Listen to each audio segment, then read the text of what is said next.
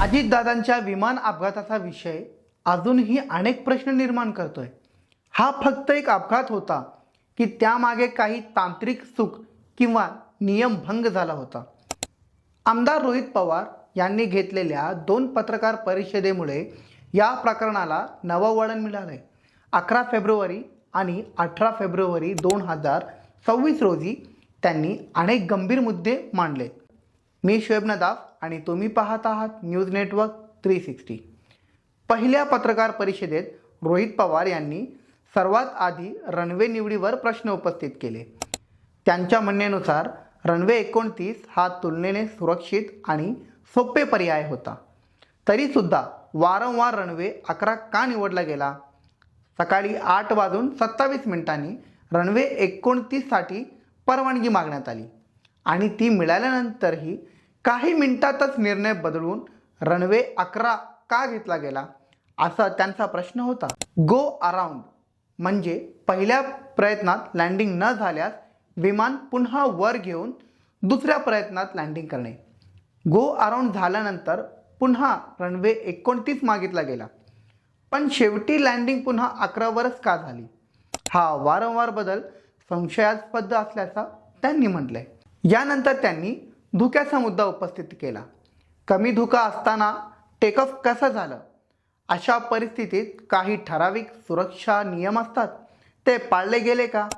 ATC कडून all okay असा संदेश देण्यात आला, तो नियमानुसार होता का? तसंच त्यांनी सांगितलं की विमान वारंवार डोंगराच्या दिशेने वळवलं गेलं। जर रनवे 29 उपलब्ध होता तर कठीण बाजू का निवडली गेली? 18 फेब्रुवारी रोजीच्या पत्रकार परिषदेत रोहित पवार यांनी तपास प्रक्रियेवर प्रश्न उपस्थित केले। त्यांनी सांगितले की काही अधिकाऱ्यांची नावे संबंधित संकेतस्थळावरून हटवली गेली। जबाबदार व्यवस्थापक आणि सुरक्षा अधिकाऱ्यांची चौकशी झाली का? जबाबदारी निश्चित झाली का? विमानाचा मॉडेल आणि कागदपत्रामध्ये तफावत असल्याचा आरोप त्यांनी केला। नोंदणी प्रमाणपत्र आणि इतर तारखांमध्ये फरक असल्याचा त्यांनी नमूद केला आहे। ही केवळ लिपिकीय चूक आहे की मोठी प्रशासकीय त्रुटी? पायलटची मद्यपान चाचणी झाली का? तिचे दृश्य पुरावे आहे का? हे स्पष्ट करण्यात यावे अशी त्यांनी मागणी केली। तपास निष्पक्ष व्हावं म्हणून त्यांनी केंद्रीय स्तरावर स्वतंत्र चौकशीची मागणी केली आणि CBI चौकशीची गरज व्यक्त केली। अपघातात मृत्यू झालेल्या पायलट आणि कर्मचाऱ्यांच्या कुटुंबियांना न्याय, कायमस्वरूपी नोकरी आणि आर्थिक मदत द्यावी अशीही त्यांनी सरकारकडे मागणी केली।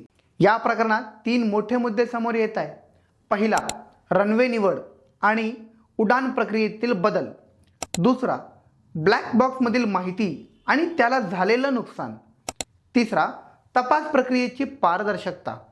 रोहित पवार यांनी उपस्थित केलेले प्रश्न गंभीर आहेत, मात्र अंतिम सत्य अधिकृत अहवालानंतरच स्पष्ट होईल। तोपर्यंत हा अपघात फक्त तांत्रिक चूक होती की व्यवस्थेत काही मोठी त्रुटी होती, हा प्रश्न कायम राहणार आहे। तुम्हाला काय वाटतं? तुमचं मत कमेंटमध्ये जरूर सांगा।